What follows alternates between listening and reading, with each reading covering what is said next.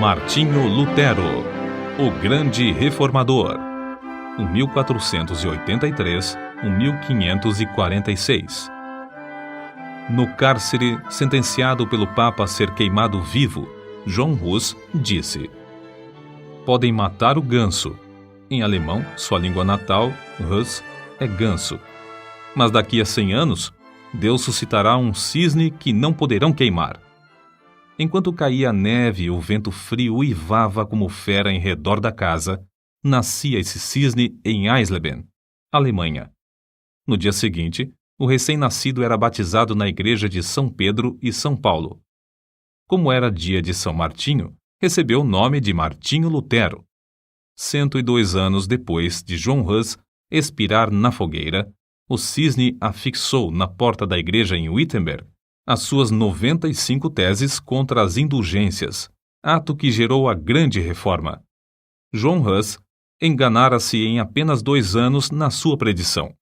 Para dar o valor devido à obra de Martinho Lutero, é necessário conhecer algo das trevas e confusão dos tempos em que nasceu. Calcula-se que, pelo menos, 1 milhão de albigenses foram mortos na França, a fim de cumprir a ordem do Papa de que esses hereges fossem cruelmente exterminados. Wycliffe, a estrela da alva da Reforma, traduzira a Bíblia para a língua inglesa.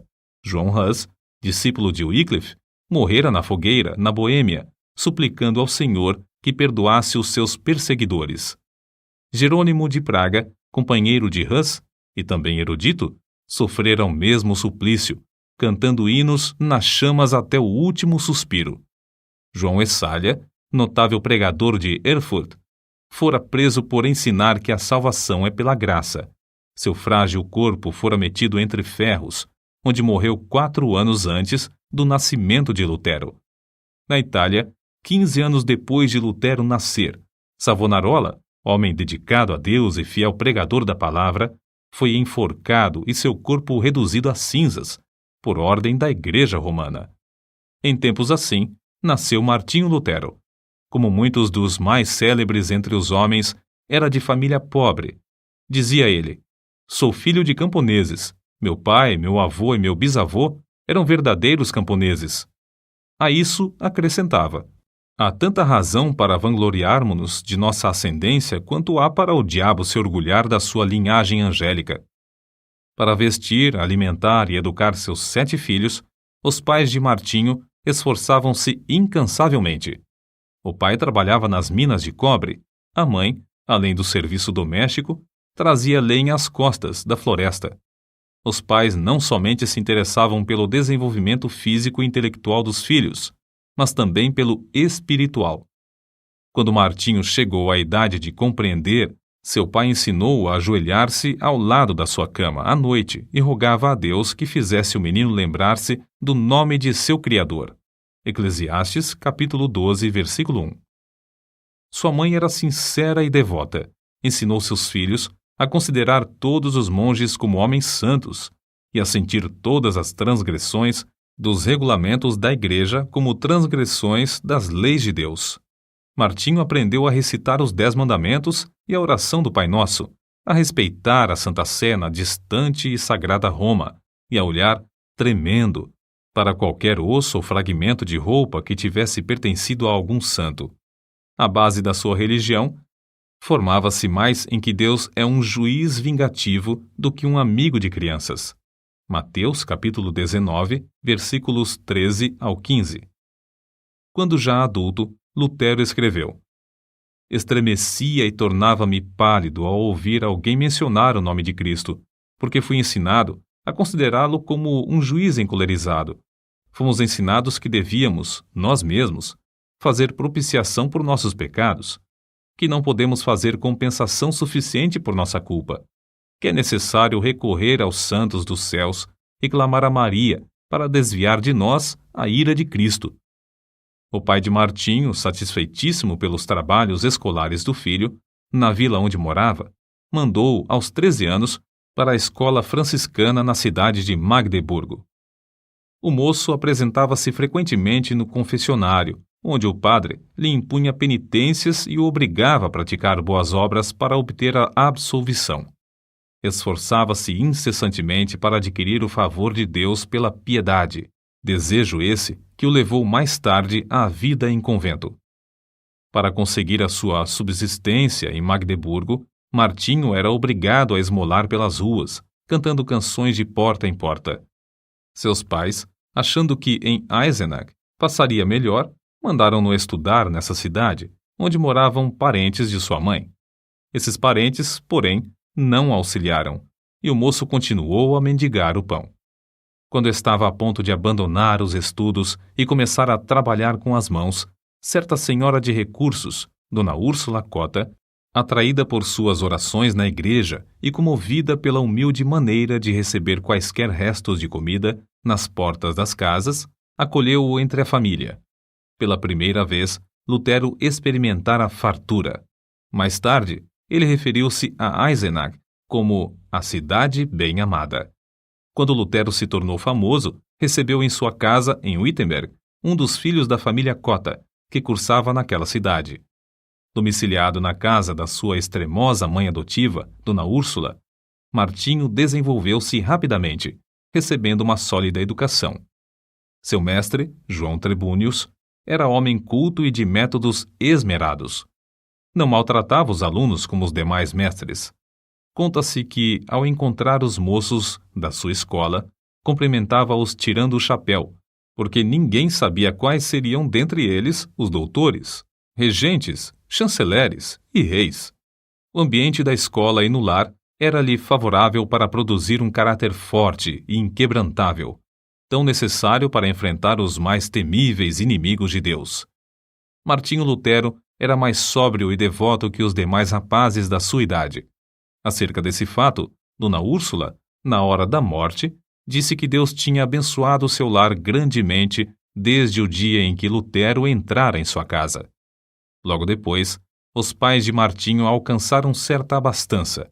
O pai alugou um forno para fundição de cobre e depois passou a possuir mais 2. Foi eleito vereador na sua cidade e começou a fazer planos para educar seus filhos. Mas Martinho nunca se envergonhou dos dias da sua provação e miséria.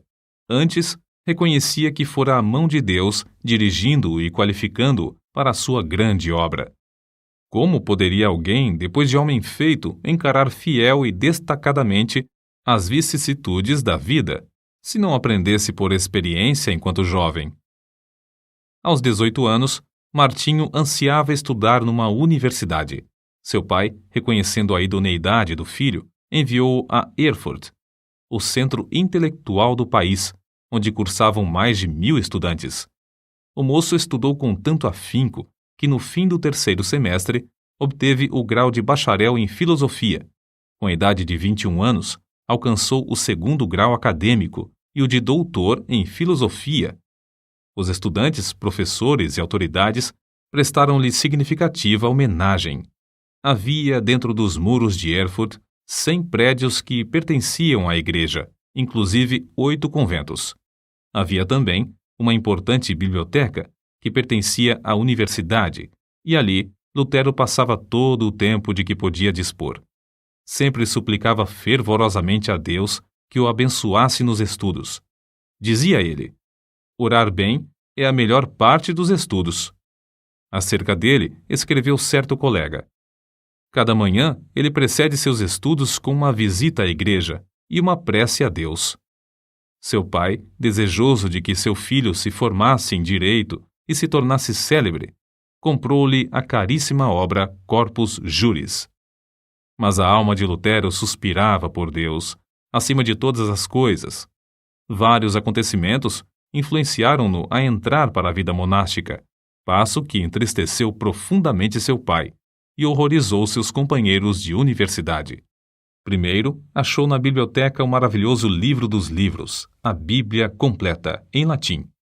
Até aquela ocasião, supunha que as pequenas porções escolhidas pela igreja para serem lidas aos domingos constituíssem o todo da palavra de Deus.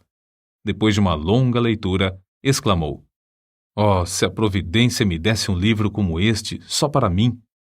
Continuando a ler as Escrituras, seu coração começou a perceber a luz e a sua alma a sentir ainda mais sede de Deus. A essa altura, quando se bacharelou, os estudos custaram-lhe uma doença que o levou às portas da morte. Assim, a fome pela palavra de Deus ficou ainda mais enraizada no coração de Lutero. Algum tempo depois da sua enfermidade, em viagem para visitar a família, sofreu um golpe de espada e 2 vezes quase morreu antes que um cirurgião pudesse tratar-lhe a ferida. Para Lutero, a salvação da sua alma ultrapassava qualquer outro anelo. Certo dia, um de seus íntimos amigos da universidade foi assassinado. Ah! Exclamou Lutero, horrorizado. O que seria de mim se eu tivesse sido chamado desta para outra vida tão inopinadamente? Mas, de todos esses acontecimentos, o que mais o abalou em espírito foi o que experimentou durante uma terrível tempestade quando voltava de visitar seus pais. Não havia abrigo próximo. Os céus estavam em brasa. Os raios rasgavam as nuvens a cada instante. De repente, um raio caiu ao seu lado. Lutero, tomado de grande susto e sentindo-se perto do inferno, prostrou-se gritando: Santana, salva-me e tornar-me-ei monge. Lutero chamava esse incidente a minha estrada, caminho de Damasco, e não tardou em cumprir a sua promessa feita a Santana. Convidou então os seus colegas para cearem com ele. Depois da refeição, enquanto eles se divertiam com palestras e música, repentinamente anunciou-lhes que dali em diante poderiam considerá-lo como morto, pois ia entrar para o convento. Debalde os seus companheiros procuraram dissuadi-lo do seu plano. Na escuridão daquela mesma noite, o moço, antes de completar 22 anos, dirigiu-se ao convento dos agostinianos e bateu. A porta abriu-se e Lutero entrou. O professor admirado e festejado, a glória da universidade, aquele que passara os dias e as noites curvado sobre os livros, tornara-se irmão agostiniano. O mosteiro dos agostinianos era o melhor dos claustros de Erfurt. Seus monges eram os pregadores da cidade, estimados por suas obras entre os pobres e oprimidos. Nunca houve naquele convento um monge mais submisso, mais devoto, mais piedoso do que Martinho Lutero. Submetia-se aos serviços mais humildes, como o de porteiro, coveiro, varredor da igreja e das celas dos monges. Não recusava mendigar o pão cotidiano para o convento nas ruas de Erfurt. Durante o ano de noviciado, antes de Lutero ser feito monge, seus amigos fizeram tudo para dissuadi-lo de confirmar esse passo. Os companheiros, os quais convidara para a ceia e anunciara a intenção de ser monge, ficaram no portão do convento 2 dias, esperando que ele voltasse. Seu pai, vendo que seus rogos eram inúteis e que todos os seus anelantes planos acerca do filho iam fracassar, quase enlouqueceu. Assim se justificou Lutero. Fiz a promessa a Santana para salvar a minha alma.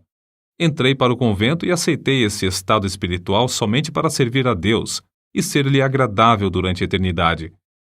Quão grande, porém, era a sua ilusão, depois de procurar crucificar a carne pelos jejuns prolongados, pelas privações mais severas e com vigílias sem conta, achou que, embora encarcerado na sua cela, tinha ainda de lutar contra os maus pensamentos. Sua alma clamava: dá-me santidade ou morro por toda a eternidade. Leva-me ao rio de água pura, e não a estes mananciais de águas poluídas. Traze-me as águas da vida, que saem do trono de Deus. Certo dia, Lutero achou na biblioteca do convento uma velha Bíblia, latina, presa à mesa por uma cadeia. Achara, enfim, um tesouro infinitamente maior que todos os tesouros literários do convento.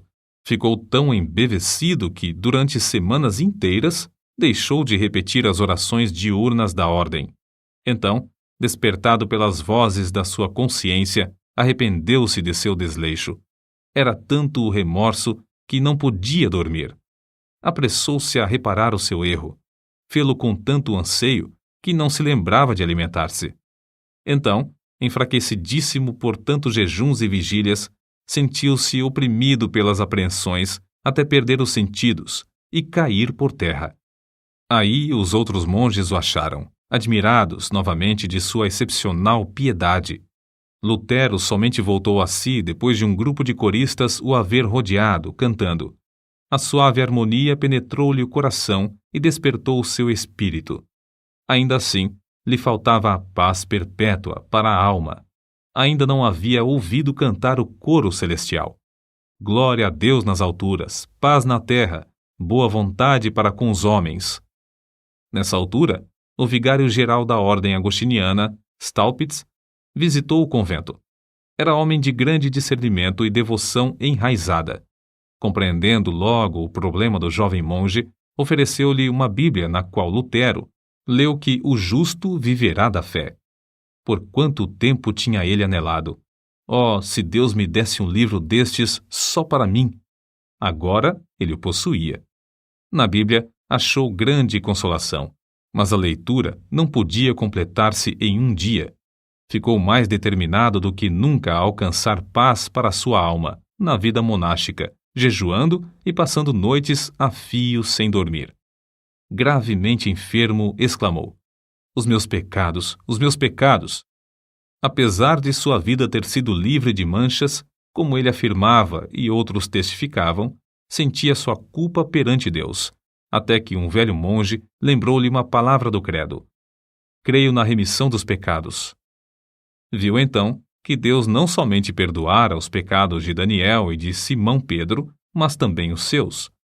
Pouco tempo depois desses acontecimentos, Lutero foi ordenado padre. A primeira missa que celebrou foi um grande evento. O pai, irreconciliável desde o dia em que o filho abandonara os estudos de advocacia, assistiu à primeira missa de Lutero, vindo a cavalo de Mansfield, com uma boa oferta para o convento, acompanhado de 25 amigos. Depois de completar 25 anos de idade, Lutero foi nomeado para a cadeira de filosofia em Wittenberg, para onde se mudou a fim de viver no convento da sua ordem. Sua alma, porém, anelava pela palavra de Deus e pelo conhecimento de Cristo. No meio das ocupações do professorado, dedicou-se ao estudo das Escrituras e, no primeiro ano, conquistou o grau de bacalaureus ad Bíblia. Sua alma ardia com o fogo dos céus. De todas as partes acorriam multidões para ouvir os seus discursos, os quais fluíam abundante e vivamente do seu coração, sobre as maravilhosas verdades reveladas nas Escrituras. Um dos mais afamados professores de Leipzig, conhecido como Luz do Mundo, disse: este frade há de envergonhar todos os doutores. Há de propalar uma doutrina nova e reformar toda a igreja, porque ele se baseia na palavra de Cristo, palavra à qual ninguém no mundo pode resistir e que ninguém pode refutar, mesmo atacando-a com todas as armas da filosofia. Um dos pontos iluminantes da biografia de Lutero é a sua visita a Roma. Havia surgido uma disputa renhida entre 7 conventos dos agostinianos, os quais decidiram deixar os pontos de dissidência para o Papa resolver. Lutero, sendo o homem mais hábil e eloquente, além de altamente apreciado e respeitado por todos os que o conheciam, foi escolhido para representar o seu convento em Roma. Fez a viagem a pé, acompanhado de outro monge. Nesse tempo, Lutero ainda continuava a dedicar-se fiel e inteiramente à Igreja Romana. Quando, por fim, chegaram ao ponto da estrada onde se avistava a famosa cidade, Lutero caiu em terra e exclamou: saúdo-te, santa cidade! Os 2 monges passaram um mês em Roma, visitando os vários santuários e os lugares de peregrinação. Lutero celebrou missa 10 vezes. Lastimou, ao mesmo tempo, que seus pais ainda não tivessem morrido a fim de poder resgatá-los do purgatório. Um dia, subindo a santa escada de joelhos, desejando a indulgência que o chefe da igreja prometia por esse ato, ressoaram nos seus ouvidos, como voz de trovão, as palavras de Deus: o justo viverá da fé. Lutero ergueu-se e saiu envergonhado. Depois da corrupção generalizada que viu em Roma, sua alma aderiu à Bíblia mais que nunca. Ao chegar novamente ao seu convento, o vigário-geral insistiu em que desse os passos necessários para obter o título de doutor, com o qual teria o direito de pregar. Lutero, porém, reconhecendo a grande responsabilidade perante Deus e não querendo ceder, disse: Não é de pouca importância que o homem fale em lugar de Deus. Ah, senhor doutor, fazendo isso, me tirais a vida, não resistirei mais que 3 meses. O vigário-geral respondeu-lhe: seja assim, em nome de Deus, pois o Senhor Deus também necessita nos céus de homens dedicados e hábeis. O coração de Lutero, elevado à dignidade de doutor em teologia, abrasava-se ainda mais do desejo de conhecer as Sagradas Escrituras e foi nomeado pregador da cidade de Wittenberg. Os livros que estudou e as margens cheias de anotações que escreveu em letras miúdas servem aos eruditos atuais como exemplo de como cuidadosa e minuciosamente estudava tudo em ordem. Acerca da grande transformação da sua vida nesse tempo, ele mesmo escreve: desejando ardentemente compreender as palavras de Paulo, comecei o estudo da Epístola aos Romanos. Porém, logo no primeiro capítulo, consta que a justiça de Deus se revela no Evangelho. Versículos 16 e 17. Eu detestava as palavras a justiça de Deus, porque, conforme foi ensinado, eu a considerava como um atributo do Deus Santo, que o leva a castigar os pecadores. Apesar de viver irrepreensivelmente como monge, a consciência perturbada me mostrava que era pecador perante Deus. Assim, odiava a um Deus justo que castiga os pecadores. Senti-me ferido de consciência, revoltado intimamente. Contudo, voltava sempre para o mesmo versículo, porque queria saber o que Paulo ensinava. Depois de meditar sobre esse ponto durante muitos dias e noites, Deus, na sua graça, me mostrou a palavra: o justo viverá da fé. Vi então que a justiça de Deus, nesta passagem, é a justiça que o homem piedoso recebe de Deus, pela fé como dádiva. Dessa forma, a alma de Lutero saiu da escravidão. A respeito disso, ele mesmo escreveu: então, me achei recém-nascido e no paraíso. Todas as Escrituras tinham para mim outro aspecto. Perscrutava-as para ver tudo quanto ensinam sobre a justiça de Deus. Antes, estas palavras eram-me detestáveis. Agora, as recebo com o mais intenso amor. A passagem me servia como a porta do paraíso. Depois dessa experiência, pregava diariamente. Em certas ocasiões, pregava até 3 vezes ao dia, conforme ele mesmo conta. O que o pasto é para o rebanho, a casa para o homem, o ninho para o passarinho, a penha para a cabra montês, o arroio para o peixe, a Bíblia é para as almas fiéis. A luz do Evangelho, por fim, tomara o lugar das trevas, e a alma de Lutero abrasava por conduzir os seus ouvintes ao Cordeiro de Deus, que tira todo o pecado. Lutero levou o povo a considerar a verdadeira religião, não como uma mera profissão ou sistema de doutrinas, mas como vida em Deus. A oração não era mais um exercício sem sentido, mas o contato do coração com Deus, que cuida de nós com amor indizível. Nos seus sermões, Deus revelou o seu próprio coração a milhares de ouvintes por meio do coração de Lutero. Convidado a pregar durante uma convenção dos agostinianos, não deu uma mensagem doutrinal de sabedoria humana, como se esperava, mas fez um discurso ardente contra a língua maldizente dos monges. Os agostinianos, levados pela mensagem, elegeram-no diretor sobre 11 conventos.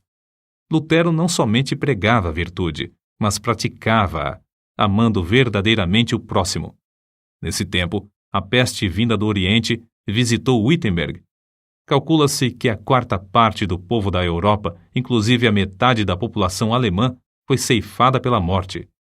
Quando professores e estudantes fugiram da cidade, instaram que Lutero fugisse também. Porém, ele respondeu: para onde hei de fugir? O meu lugar é aqui. O dever não me permite ausentar-me do meu posto até que aquele que me mandou para aqui me chame. Não que eu deixe de temer a morte, mas espero que o Senhor me dê ânimo. Assim, ele ministrava à alma e ao corpo do próximo durante esse tempo de aflição e angústia. A fama do jovem monge espalhou-se até longe. Entretanto, sem o perceber, enquanto trabalhava incansavelmente para a igreja, já havia deixado o rumo liberal que ela seguia em doutrina e prática. Em outubro de 1517, Lutero afixou à porta da igreja do castelo, em Wittenberg, as suas 95 teses, cujo teor resume-se em que Cristo requer o arrependimento e a tristeza pelo pecado, e não a penitência. Lutero as afixou para um debate público, na porta da igreja, como era costume nesse tempo. Mas as proposições, escritas em latim, foram logo traduzidas para o alemão, holandês e espanhol. Antes de decorrido um mês, para surpresa de Lutero, já estavam na Itália fazendo estremecer os alicerces do velho edifício de Roma. Foi do ato de pregar em lugar público as 95 teses que nasceu a Reforma, isto é, que tomou forma o grande movimento de almas que em todo o mundo ansiavam voltar para a fonte pura, a palavra de Deus. Contudo, Lutero não tencionara atacar a Igreja Romana. Antes, pensou em fazer a defesa do Papa contra os vendedores de indulgências. Em agosto de 1518, Lutero foi chamado a Roma para responder a uma denúncia de heresia. Frederico, entretanto, um dos que o elegeram para assumir a direção dos conventos, não consentiu que fosse levado para fora do país. Sendo assim, foi intimado a apresentar-se em Augsburgo. Eles te queimarão vivo, insistiram seus amigos. Lutero, porém, respondeu resolutamente: se Deus sustenta a causa, ela será sustentada. A ordem do núncio do Papa em Augsburgo foi: retrata-se ou não voltará daqui. Contudo, Lutero conseguiu fugir passando por uma pequena cancela no muro da cidade, na escuridão da noite. Ao chegar de novo em Wittenberg, um ano depois de afixar as teses, era o homem mais popular em toda a Alemanha. Não havia jornais nesse tempo, mas fluíam da pena de Lutero respostas a todos os seus críticos, as quais eram publicadas em folhetos. O que escreveu dessa forma, hoje seriam 100 volumes. O célebre Erasmo, da Holanda, assim escreveu a Lutero: seus livros estão despertando todo o país. Os mais eminentes da Inglaterra gostam de seus escritos. Quando a bula de excomunhão enviada pelo Papa chegou em Wittenberg, Lutero respondeu com um tratado dirigido ao Papa Leão X, exortando, no nome do Senhor, a que se arrependesse. A bula do Papa foi queimada fora do muro da cidade de Wittenberg, perante grande ajuntamento do povo. Assim escreveu Lutero ao vigário-geral. No momento de queimar a bula, estava tremendo e orando, mas agora estou satisfeito de ter praticado este ato enérgico. Lutero não esperou até que o Papa o excomungasse, mas deu logo o pulo da Igreja Romana para a Igreja do Deus vivo. Nesse ínterim, o imperador Carlos V, que ia convocar sua primeira dieta, Assembleia Política, na cidade de Worms, queria que Lutero comparecesse para responder pessoalmente aos seus acusadores. Os amigos de Lutero insistiam em que se recusasse a ir.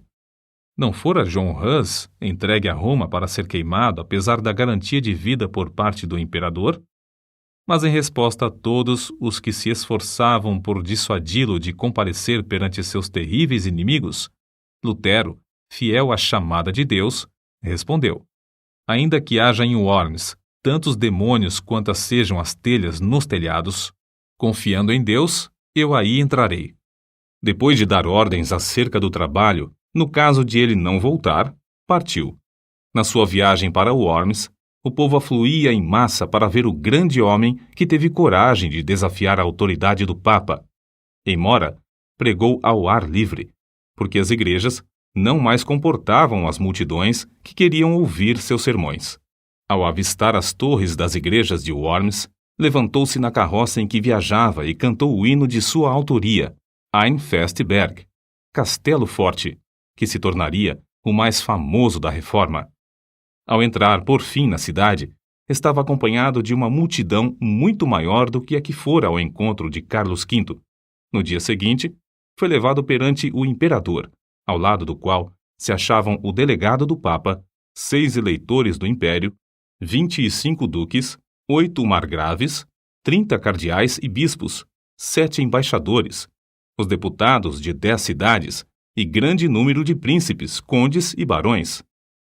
É fácil imaginar que o reformador era um homem de grande coragem e de físico forte para enfrentar tantas feras que ansiavam despedaçar-lhe o corpo.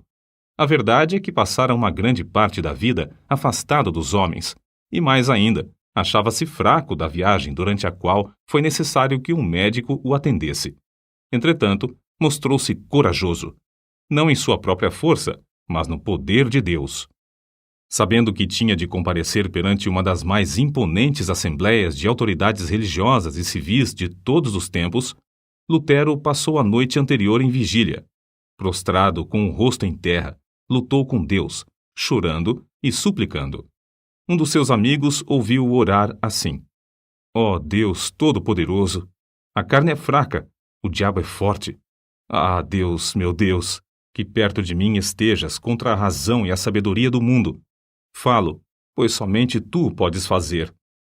Não é a minha causa, mas sim a tua. Que tenho eu com os grandes da terra? É a tua causa, Senhor, a tua justa e eterna causa. Salva-me, ó Deus fiel, somente em ti confio. Ó Deus, meu Deus, vem, estou pronto a dar como um cordeiro a minha vida. O mundo não conseguirá prender a minha consciência, ainda que esteja cheio de demônios.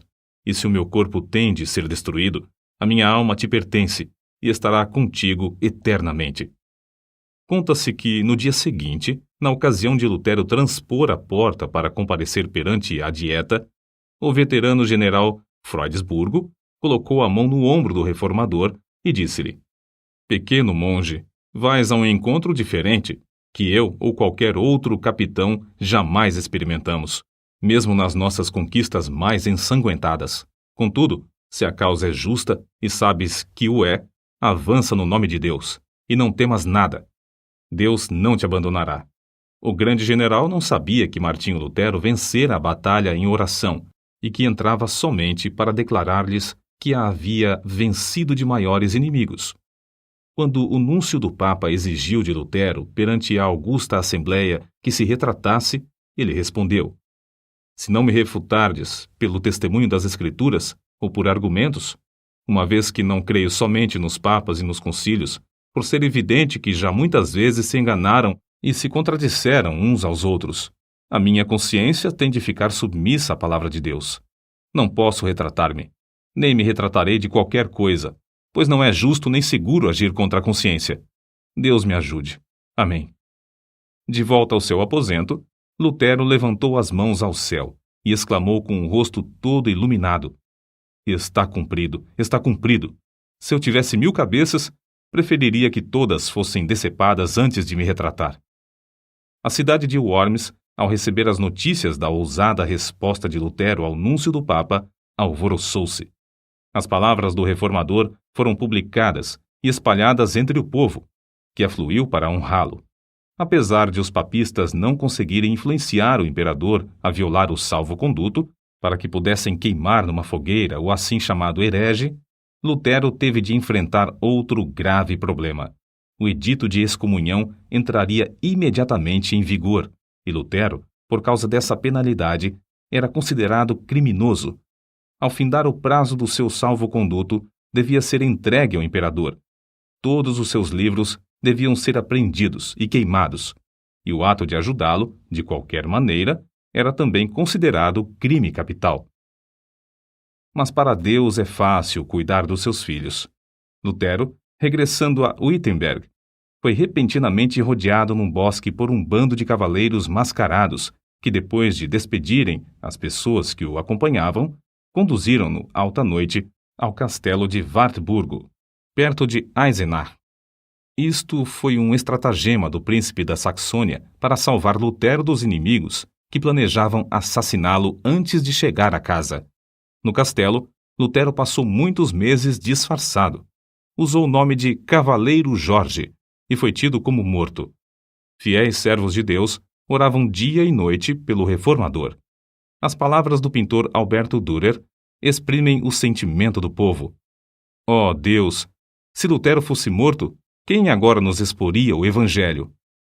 Contudo, no seu retiro livre dos inimigos, foi-lhe concedida a liberdade de escrever, E o mundo logo soube, pela grande quantidade de literatura produzida, que a obra saía de sua pena e que, de fato, Lutero vivia. O reformador conhecia bem o hebraico e o grego, e em 3 meses tinha vertido todo o Novo Testamento para o alemão. Em poucos meses mais, a obra estava impressa e nas mãos do povo. 100.000 exemplares foram vendidos em 40 anos, além das 52 edições impressas em outras cidades. Era circulação imensa para aquele tempo, mas Lutero não aceitou 1 centavo de direitos. A maior obra de toda a sua vida, sem dúvida, fora a de dar ao povo alemão a Bíblia na sua própria língua, depois de seu retorno a Wittenberg.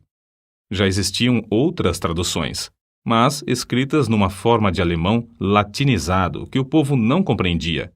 A língua alemã, desse tempo, era um agregado de dialetos, mas Lutero, ao traduzir a Bíblia, deu ao povo a língua que serviu depois a homens como Goethe e Schiller, na elaboração de suas próprias obras.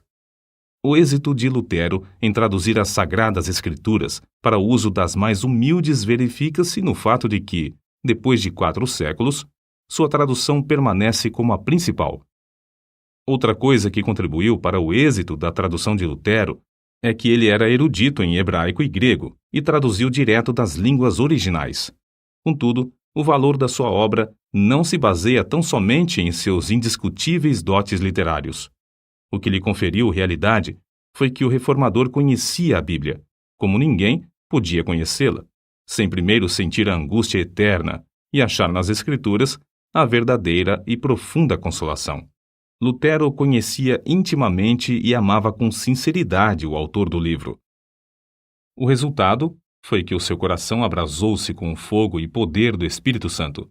Foi esse o segredo de ele traduzir tudo para o alemão em tão pouco tempo. Como todos sabem, a fortaleza de Lutero e da Reforma foi a Bíblia. Escreveu de Wartburgo para o seu povo em Wittenberg.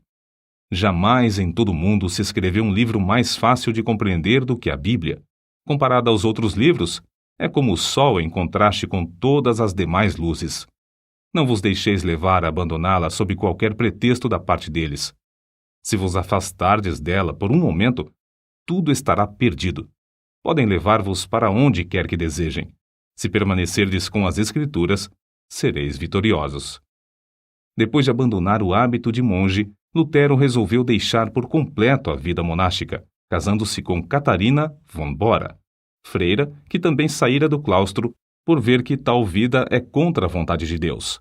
O vulto de Lutero sentado ao lume, com a esposa e 6 filhos que amava ternamente, inspira os homens mais que o grande herói ao apresentar-se perante o legado em Augsburgo. Nos cultos domésticos, a família rodeava um harmônio, com o qual louvavam a Deus juntos. O reformador lia o livro que traduzira para o povo, e depois louvavam a Deus e oravam, até sentirem a presença divina entre eles. Havia entre Lutero e sua esposa profundo amor, de um para com o outro. São de Lutero estas palavras: Sou rico. Deus me deu a minha freira e 3 filhos. Não me importo das dívidas. Catarina paga tudo. Catarina von Bora era estimada por todos. Alguns, de fato, censuravam-na porque era demasiado econômica. Mas que teria acontecido a Martinho Lutero e à família se ela tivesse feito como ele? Dizia-se que ele, aproveitando-se da doença dela, cedeu seu prato de comida a certo estudante que estava com fome. Não aceitava um kreuzer, moeda, dos seus alunos, e recusava vender seus escritos, deixando todo o lucro para os tipógrafos. Nas suas meditações sobre as Escrituras, muitas vezes se esquecia das refeições. Ao escrever o comentário sobre o Salmo 23, passou 3 dias no quarto comendo somente pão e sal. Quando a esposa chamou um serralheiro e quebraram a fechadura, acharam-no escrevendo, mergulhado em pensamentos e esquecido de tudo em redor. É difícil concebermos a magnitude das coisas que devemos atualmente a Martinho Lutero. O grande passo que deu para que o povo ficasse livre para servir a Deus, como ele mesmo ensina, está além da nossa compreensão. Era grande músico e escreveu alguns dos hinos mais espirituais cantados atualmente. Compilou o primeiro inário e inaugurou o costume de todos os participantes dos cultos cantarem juntos. insistiu em que não somente os do sexo masculino, mas também os do feminino, fossem instruídos, tornando-se, assim, o pai das escolas públicas. Antes dele, o sermão dos cultos era de pouca importância, mas Lutero fez do sermão a parte principal do culto. Ele mesmo serviu de exemplo para acentuar esse costume. Era pregador de grande porte. Considerava-se como sendo nada, mas a mensagem saía-lhe do íntimo do coração, e o povo sentia a presença de Deus. Em Zwickau, pregou a um auditório de 25.000 pessoas na praça pública. Calcula-se que tenha escrito 180 volumes na língua materna e quase um número igual em latim. Apesar de sofrer de várias doenças, sempre se esforçava dizendo: se eu morrer na cama, será uma vergonha para o Papa. Os homens geralmente querem atribuir o grande êxito de Lutero à sua extraordinária inteligência e aos seus destacados dons. O fato é que Lutero também tinha o costume de orar horas a fio. Dizia que se não passasse 2 horas de manhã orando, receava que Satanás ganhasse a vitória sobre ele durante o dia. Certo biógrafo seu escreveu: o tempo que ele passa em oração produz o tempo para tudo o que faz. O tempo que passa com a palavra vivificante enche-lhe o coração até transbordar em sermões, correspondência e ensinamentos. Sua esposa contou que as orações de Lutero eram, às vezes, como os pedidos insistentes do seu filhinho Hanschen, confiando na bondade de seu pai. Outras vezes, eram como a luta de um gigante na angústia do combate. Sawyer, autor da História da Igreja Cristã, volume 3, página 406, atesta: Martinho Lutero profetizava, evangelizava, falava línguas e interpretava, revestido de todos os dons do Espírito. Com 62 anos de vida, pregou seu último sermão sobre a seguinte passagem: ocultaste estas coisas aos sábios instruídos e as revelaste aos pequeninos. No mesmo dia, escreveu para a sua querida Catarina: lança o teu cuidado sobre o Senhor, e ele te susterá. Amém. Essas palavras constam da última carta que escreveu. Vivia sempre esperando que o Papa conseguisse executar a repetida ameaça de queimá-lo vivo. Contudo, não era essa a vontade de Deus. Cristo o chamou enquanto sofria de um ataque do coração em Eisleben, cidade onde nascera. São estas as últimas palavras de Lutero: vou render o espírito. Então, louvou a Deus em alta voz: ó meu Pai Celeste, meu Deus, meu Pai de nosso Senhor Jesus Cristo, em quem creio e a quem preguei e confessei, amei e louvei. Ó meu querido Senhor Jesus Cristo, encomendo-te a minha pobre alma. Ó meu Pai Celeste, em breve tenho de deixar este corpo, mas sei que ficarei eternamente contigo e que ninguém me pode arrebatar das tuas mãos. Então, depois de recitar João, capítulo 3, versículo 16, 3 vezes, repetiu as palavras: Pai, em tuas mãos entrego meu espírito, pois tu me resgataste, Deus fiel. Assim, fechou os olhos e adormeceu. Um imenso cortejo de crentes que o amavam ardentemente, com 50 cavaleiros à frente, saiu de Eisleben para Wittenberg. Passando pela porta da cidade onde o reformador queimara a bula de excomunhão, entrou pelas portas da igreja onde, há 29 anos, afixara suas 95 teses. No culto fúnebre, Bugenhagen, o pastor, e Melanchthon, inseparável companheiro de Lutero, discursaram. Depois, abriram a sepultura, preparada ao lado do púlpito, e ali depositaram o corpo. 14 anos depois, o corpo de Melanchthon achou descanso no outro lado do púlpito. Em redor dos dois, jazem os restos mortais de mais de 90 mestres da universidade. As portas da igreja do castelo, destruídas pelo fogo no bombardeio de Wittenberg em 1760, foram substituídas por portas de bronze em 1812, nas quais estão gravadas as 95 teses. Contudo, este homem que perseverou em oração deixou gravadas, não no metal que perece, mas em centenas de milhões de almas imortais, a palavra de Deus, que dará fruto para toda a eternidade. Nota: os albigenses são considerados os heréticos de maior importância dentro da Igreja Católica durante a Idade Média. Devem seu nome à cidade de Albi, na França. O Papa Inocêncio III lançou a Cruzada Albigense, 1209 ao 1229, que reprimiu seus seguidores de forma brutal. Só pequenos grupos sobreviveram e, mesmo assim, logo foram perseguidos pela Inquisição, até fins do século XIV.